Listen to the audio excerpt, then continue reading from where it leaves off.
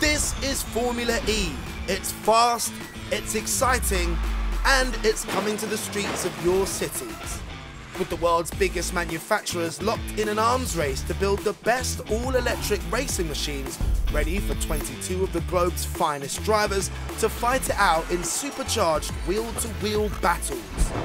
This is Street Racers, your guide to everything you need to know about the world's most exciting motorsport.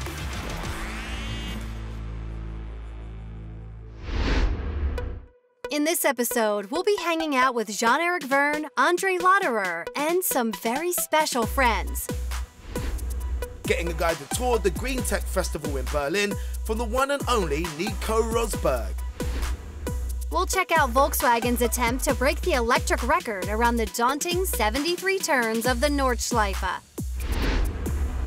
And taking an exclusive first look at the track for the upcoming Swiss E-Prix in Bern. But first, let's take a look at how the season has played out so far. The first race of the season in Ad-Diriyah was all about BMW as Antonio Felix da Costa took the win. Into the final turn of the Ad-Diriyah E-Prix, and it's victory for da Costa and BMW! A BMW collision in Marrakesh meant Mahindra Racing's Jerome D'Ambrosio finished in front. Jerome D'Ambrosio wins for Mahindra! Well done, mate! Well done, mate! And we go green in Santiago. The streets of Santiago belong to Sam Bird as he crossed the line first for Envision Virgin Racing. In Mexico City, Lucas de Grassi edged out Pascal Wehrlein at the last second to take victory. It's zero! De Grassi wins! A dramatic race in Hong Kong and a post-race penalty for Sam Bird meant Eduardo Mortara took his and Venturi's first win. On Team Techeetah's home soil in China, Jean-Eric Vergne drove flawlessly to take his long-awaited first win of the season. Back in Europe, Rome was the venue for Panasonic Jaguar Racing's first win in Formula E, courtesy of Mitch Evans. Mitch Evans through the final corner to win the Rome E-Prix for Jaguar. Poor conditions in Paris meant it was a matter of survival, and Robin Freins came out on top with Envision Virgin Racing's second win of the season. The legendary streets of Monaco played host to a masterclass in defense from Jean-Eric Vergne, who led Lights to Flag to become the first driver to score 2 wins this season and lead the championship as we move to round 10 in Berlin. The historic Tempelhof Airport played host to another classic race that was full of action. So let's take a closer look at how it played out. It was Nissan's Sebastian Buemi who took pole position with Stoffel van Dorn alongside. Lucas de Grassi started third, with championship leader Jean-Eric Vergne starting back in 8th. And we go green in Berlin. De Grassi up the inside, De Grassi into the lead in Berlin. Does the move into turn 6. A lovely move from de Grassi into turn 6, setting up onto the straight to brake later than Buemi and cut up the inside to take the lead. Jean-Eric Vergne performed perhaps the most impressive attack mode move of the season so far, losing 2 positions but cutting back through a tiny gap to take back the places. And there's Vergne again, this time on Daniel Abt. Jev also liked braking late into turn 6, this time much later than Daniel Abt, to make the overtake for 5th. Techeetah teammate Lotterer didn't have the best weekend as he retired from the race, still searching for his first ever Formula E win. What has happened there? Vergne again! This time up the inside of da Costa. To make the move up into podium position, Jev again braked super late into turn 6 and held on to take third away from Antonio Felix da Costa. Come the final lap, Lucas de Grassi held on to take victory for Audi in their home race. Woohoo! Yeah! Woo! That victory for Lucas puts him up into 2nd place in the championship, with teammate Daniel Abt also climbing to 7th. 21 points separate 1st from 5th, so heading into race 11 of 13 in Bern, the championship is far from decided. Jean-Eric Vergne and Lotterer sit in 1st and 3rd, which means that DS Techeetah are also leading the team's championship over Audi Sport Abt Schaeffler. A mixed weekend then for the DS Techeetah team, after which Andre and Jev headed to England to visit a place that's very close to their hearts. Hi guys, so we're here today in the UK at the Big Cat Sanctuary. And we're going to see some really special animals that live here, and you'll get to see them too. DS Techeetah partnered with the Big Cat Sanctuary in order to help raise awareness of the conservation of big cats worldwide, with the guys even naming their cars after two of the cheetahs. I mean, we arrived after the Berlin race, and I think it's a pretty cool place to relax first of all and then see all those amazing animals. Being here and see what they do, it's important, and it's great to represent them around the world and to open the eyes of people that the world needs to take care of this. Winning one season doesn't mean you're going to win the next one, especially with all the new changes that we had. I don't feel I had a very good beginning of the season. Now it's getting there, more or less where I want to be, but we still have margin to improve, and that's what really matters. You always have to put yourselves back to zero at each race and go and do the work, and then at the end you look at the points, it's good, we're up there, but we go to the next race like if we would have 0 points. It's an important aspect for the team to be on top, but you kind of forget about it. You just go there and try to maximize everything. We're fighting for a championship, so I think many drivers, many people will kill to be in our shoes, in our position, so there is no reason to be enemies, there is no reason to hide anything. We are good friends outside the track. We're going to race. If we have to race, we're going to race hard for sure, but always with maximum respect. It's not my only focus in life to beat him. I want to simply win a race, ideally win the championship, or just do as best as I can with what I have. If he wins, great, so it means I need to work harder, you know, so it's pretty simple. One good race, you're there, one bad race, you're nowhere. So I think that the only thing that I really care about is Bern, the next race. Right now, thinking about winning the championship is absolutely not in my thoughts. I don't have so much pressure. I enjoy what I do a lot. I want to have fun racing.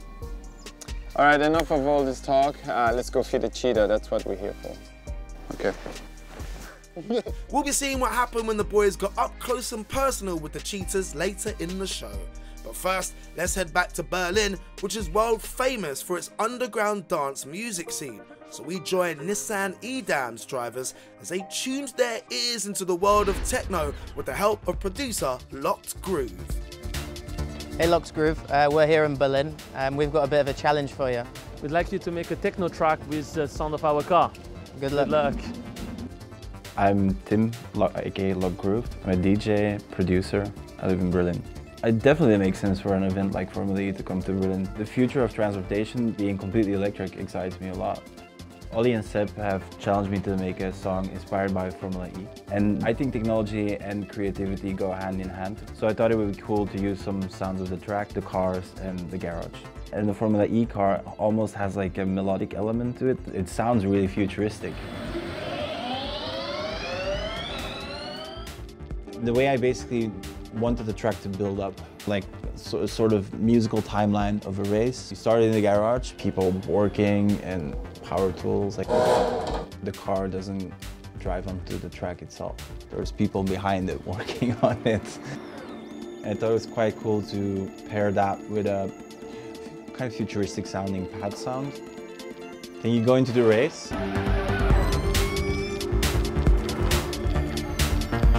The waves on the side of the car were inspired by the Doppler effect. So I decided to use a Doppler effect. So it goes from left to right. So if you would listen to it on headphones, it would feel as if the car is coming from behind, goes into your ear and then goes like this. Using the Doppler effect was definitely a breakthrough. That kind of like brought it all together.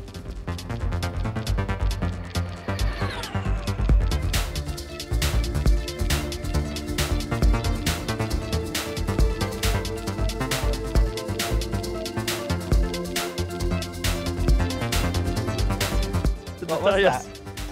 Is it the wheel gun? Yeah.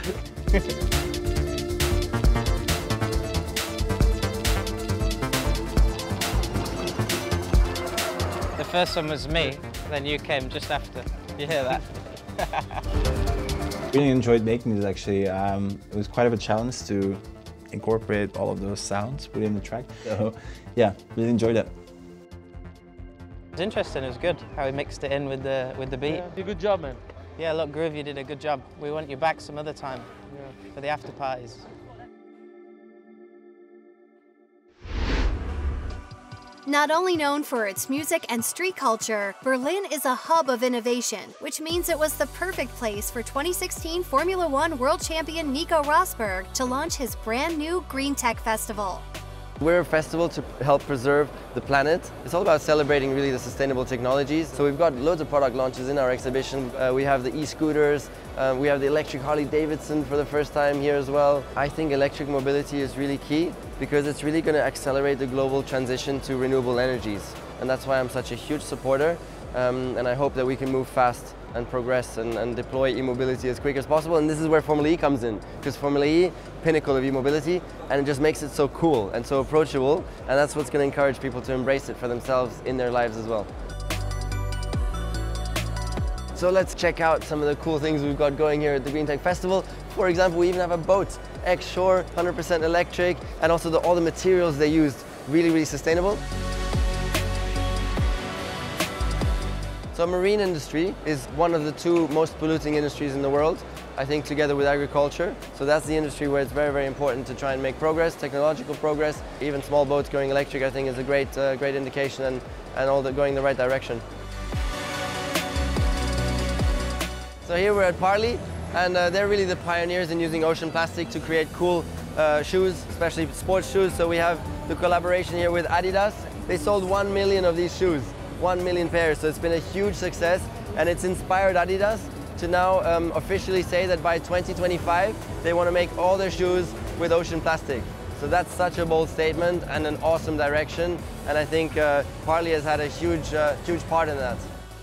The Green Tech Festival was full of fresh environmental innovation, but stay tuned as later in the show we'll be checking out the flyest of them all.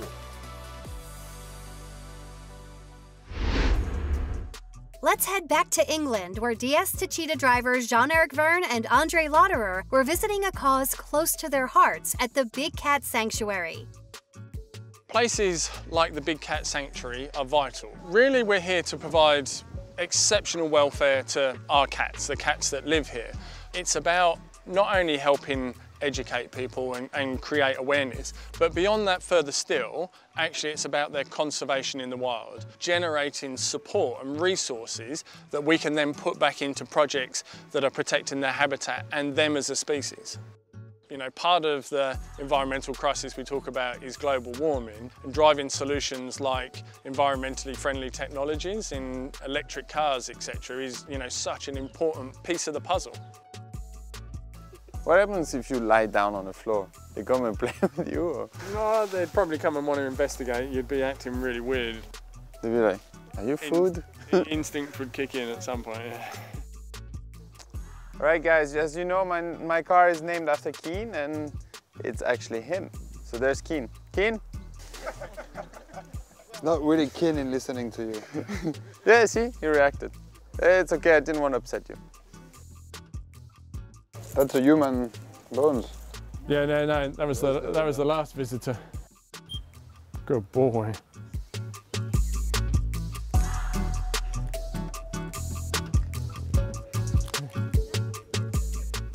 Little massage. He's got a funky haircut, right? Yeah, this bit here. Yeah. It's called a mantle. Not a mullet? No, well, I like a mullet, yeah. Hi guys, so we've seen Andre's cat. His name was Keen. And that's mine, Vergne. He looks very fast. Mine's faster. Let's make a race. Can we make them race? They don't get up unless they feel it's worth their while. So they don't Andre, run too often. Run naked. Sit. Sit. You don't say thanks?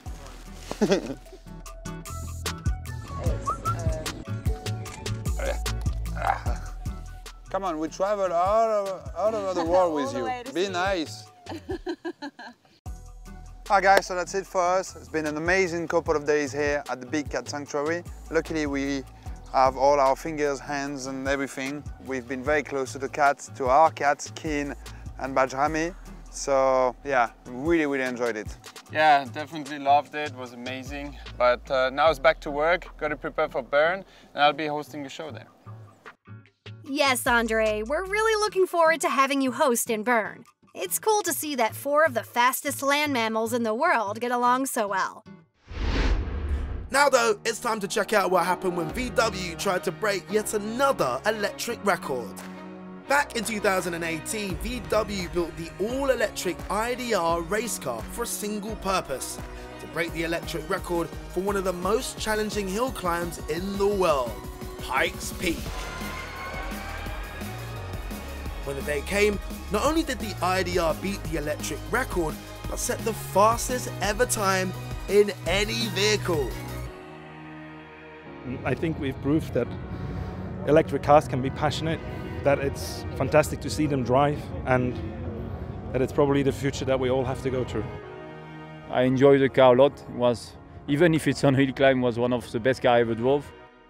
Fast forward to 2019, and the beast has undergone an intense redevelopment program with a new target: to break the electric record at one of the most challenging circuits in the world. Nicknamed the Green Hell, the Nordschleife is over 20 kilometers long, and the IDR had to be specially adapted to take up the challenge. Now we have to adapt the car to the track. It's the first time for us here in Nordschleife. First time that we have the chance to drive on this beautiful track, but this track is very rough, you know, a lot of bumps, a lot of jumps. So now we will change a little bit setup, so the car feel a little bit nicer over the curves and so on, to be a little bit smoother. I have to say I enjoy this moment, you know, when you are in such a quiet environment with electric power, no noise, just alone on the track like that. It's great fun. The Neo EP9 currently holds the record at 6 minutes and 45 seconds. Can the VW IDR break it?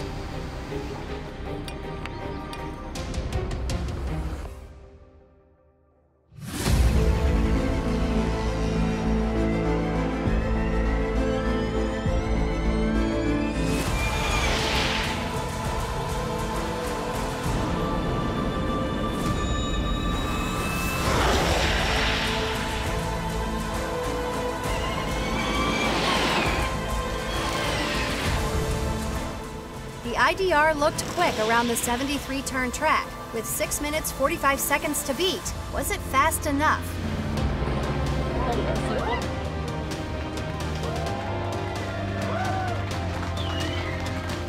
Yeah, it was a good day for sure. Everything was right. Good weather, good car, good team. I mean, this we knew before to come here. Very happy to drive alone on this nice track, you know, and pushing yourself to a limit is always cool. And thanks to the team again, Volkswagen Motorsport. What an amazing result for an incredible machine, beating the previous fastest time by over 40 seconds. Who knows where electric technology will take us next? Right then, let's head back to Berlin for the Green Tech Festival, where the Volocopter is ready to take you to the skies. So this is the Volocopter. It's an entirely novel type of aircraft. So the purpose of the Volocopter is to really bring urban air mobility to cities worldwide. And here we now have a technology that is safe, quiet and emission-free, and you will be able to use it, you will be able to afford it, and we'll be able to come and pick you up very close to where you are and take you to your destination. And it's going to be spectacular in the beginning, but in the long run we want to be this very casual. Well, these flying taxis are some of the highlights from our exhibition. It's not in 10 years' time, it's at the end of next year that it will be commercialized in places like Dubai, Singapore, also in Germany in some cities. So it's just phenomenal, because this is going to revolutionize the way we move, and it's going to decongest cities as well, because we can quite easily then use the airspace much more. But the most fascinating aspect of it, it's not just for the rich and wealthy, because once it goes autonomous, it will cost only as much as the taxi costs nowadays. So it will really be accessible to a lot of people, and I think that's the power of it.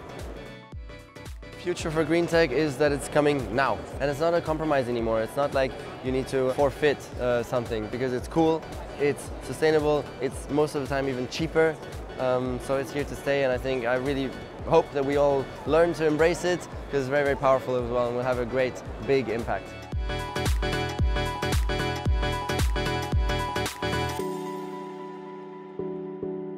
After Berlin and the Green Tech Festival, Formula E's next stop is Bern, the capital of Switzerland. For its debut as the venue for the Swiss E-Prix, Bern city streets will be transformed into a 2.75 kilometre 14-turn racetrack ready to host round 11 of the season. We joined Formula E TV director Westbury Gillett as he went to check out the circuit. So we're here today in Bern. This is obviously the beautiful city of Bern behind us, the old town. So we're here basically in Bern to decide where we're going to put the track cameras. We'll look around the circuit. We can plan the cable routes, the TV compounds. So we'll make sure that we're all ready when we come back here in June. So we're up on the banks here, the river running through, and the cars will be down here. And that'll be following the track. This is turns 3, 4 and 5. The cars are going to come flying down this hill, very fast corner, right-hander, and it's a kink right, kink left, and back up the hill. And this is actually going to be Bear Pit Corner, we'll probably call this, because there's a load of bears down there by the side of the river. Turn 5, coming to turn 6, very steep uphill section. Drivers are going to be flat out coming up here. Tricky thing is, I've got to position the cameras to make sure that we're underneath the tree canopy. You'll notice now, obviously, clearly no leaves in January, but when we get back here in June, that'll be all full of leaves and it'll look beautiful. We also have another camera over there on the bank, which looks down, pans the cars right to left with the river in the backdrop. We've got to get all these photographs taken as well, so we can then decide where all the branding goes for on the in and on the exit of the shot, because the most prominent branding is always in the background, the back of the shot, as the cars appear. Actually, when the car's, obviously, the camera's panning through the shot, all of that becomes a bit of a blur. So that's a very key spot location there for the branding on the start of the shot and the rear. Camera 16 position, the cars will pop up over that brow. I have the camera just mounted above the block line here. It's a very fast pan, right to left. Got a guy called Ali McCormack, he'll nail this shot. Turns 9, 10 and 11 here. Really interesting sequence. Obviously it's a car park at the moment. We've got the school that's here, but as the cars come through, there's a hard left, hard right and hard left again. I don't know if you can see from here, but we've got literally the Alps in the background as well. We've got a high camera just up there, which takes you to the start, where the start lights are, and fundamentally it's a lovely, lovely location here. You can see all the Alps and you've got a beautiful backdrop. The start is just over that hill. The cars will come over the brow, come ploughing down here, and this corner here is where there's going to be so much action. There's going to be a Tech Pro wall coming across. It's quite a tight corner, it's a right, left.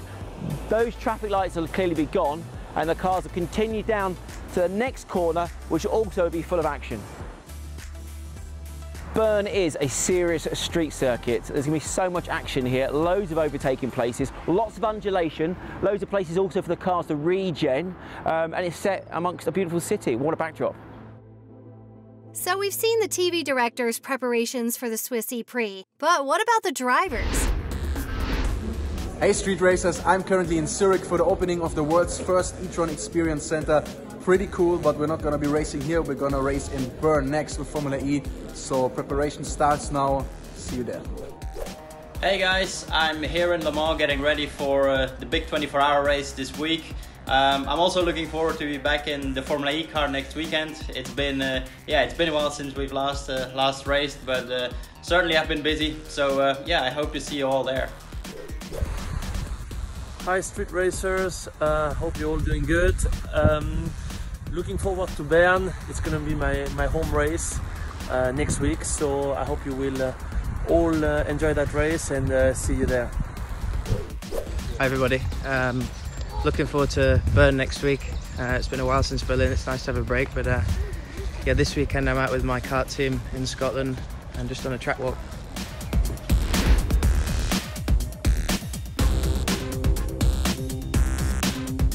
Looks like we've got a lot to look forward to from the Swiss E-Prix. That's all we've got time for in this episode, but stay tuned as next time Lotterer will be hosting the show straight out of Bern.